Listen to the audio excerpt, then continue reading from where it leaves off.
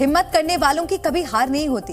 कुछ ऐसा ही हो रहा है उत्तरकाशी के सिलक्यारा सुरंग में हौसले और उम्मीद से भरे उन 41 फंसे मजदूरों के साथ, जो शरीर से तो कमजोर हो गए हैं लेकिन उनके इरादे फौलादी हैं। जिंदगी की जंग लड़ रहे ये 41 लोग अब खुद ही रेस्क्यू टीम की हिम्मत बन चुके हैं और कह रहे हैं कि जरूरत पड़ने पर वो भी अंदर की तरफ से खुदाई के लिए तैयार हैं।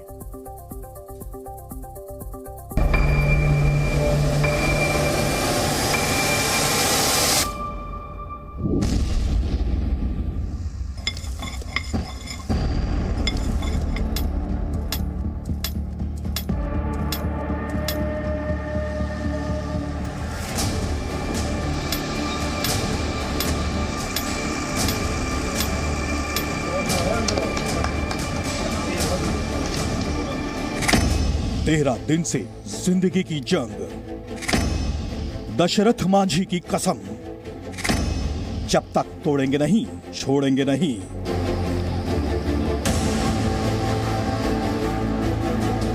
पिछले 13 दिनों से सुरंग में फंसे इन 41 मजदूरों का शरीर कमजोर पड़ रहा है।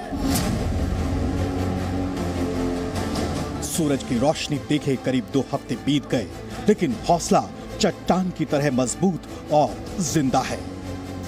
रेस्क्यू टीम भी इन्हें बचाने के लिए सुरंग के बाहर हर प्रयास को जान की बाजी लगाकर कर रही है। अंदर फंसे 41 मजदूरों की इच्छा शक्ति दशरथ मांझी की ही तरह मजबूत दिखाई दे रही है, जिन्होंने 22 साल के भीतर पहाड़ के बीच से सड़क बनाने में कभी हिम्मत नहीं हारी। दरअसल उत्तरकाशी की टनल के भीतर से फंसे हुए मजदूरों ने इच्छा जताई है कि राहत कार्यों में वो हाथ बटाने के लिए अब भी तैयार हैं। वो बिल्कुल तैयार हैं हमारी मदद करने के लिए कि उस तरफ से भी अगर हमको कुछ रबल निकालना पड़े तो वो लोग तैयार हैं उनके पास, क्योंकि मशीन्स भी हैं वहाँ पर।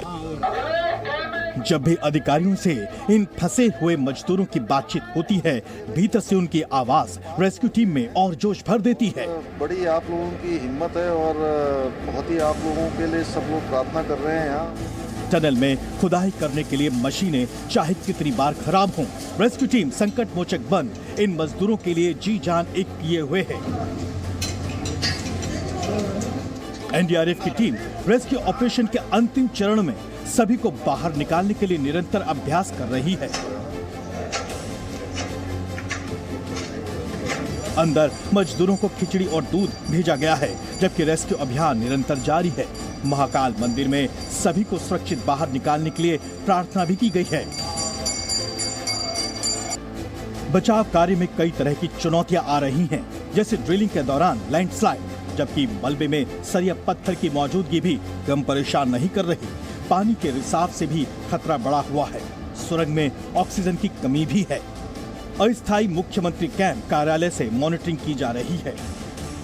पूरी एजेंसियां भारत सरकार की हो, राज्य सरकार की हो, सब मिलजुल कर इस ऑपरेशन को चला रही हैं। जल्दी ही हमें उम्मीद है भगवान की कृपा से कि जल्दी से जल्दी ये ऑपरेशन पूरा होगा। हमारे मजदूर भाई सभी बाहर आएंगे।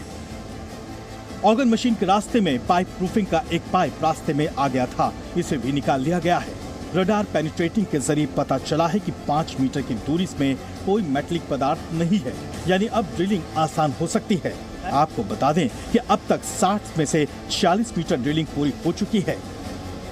एक्सपर्ट्स की टीम ये भी जांचने पहुंची थी कि किस तरह से आगे का जो मलबा है, यानी पेनिट्रेशन रडार के जरिए वो ये देखने गए थे कि आगे जो मलबा है उसमें कोई मेटालिक ऑब्जेक्ट तो नहीं है। तो खुशी की बात ये भी है कि कोई मेटालिक ऑब्स्ट्रक्शन नहीं है, यानी 5 मीटर तक हम आसानी से पहुंच सकते हैं।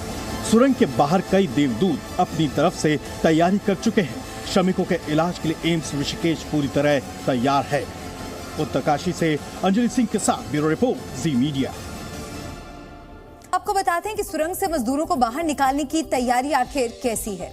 मजदूरों को एनडीआरएफ की टीम पाइपलाइन से स्केट्स लगी टेम्पररी ट्रॉली के जरिए बाहर खींचकर निकालेगी। पाइपलाइन में ट्रॉली के इस्तेमाल से 60 मीटर का रास्ता तय किया जाएगा। पाइपलाइन में ट्रॉली का इस्तेमाल इसलिए क्योंकि 12 दिनों से फंसे मजदूरों के लिए अपने आप निकलना आसान नहीं होगा। 60 मीटर की पाइपलाइन बिछाने के बाद भी 41 लोगों को बाहर लाने के लिए 2 से 3 घंटे लग सकते हैं। बाहर लाते ही इन मजदूरों के लिए उनके पास मेडिकल सेंटर में 41 बिस्तरों वाला अस्पताल रेडी है और जरूरत हुई तो मजदूरों को एयरलिफ्ट कर ऋषिकेश एम्स अस्पताल ले जाया जाएगा। मेंटल हेल्थ एक्सपर्ट्स के मुताबिक सुरंग में फंसे मजदूरों की मानसिक स्वास्थ्य पर बुरा असर पड़ने की आशंका है, इसलिए सभी मजदूरों की एक-एक करके काउंसलिंग भी की जाएगी। Zee News.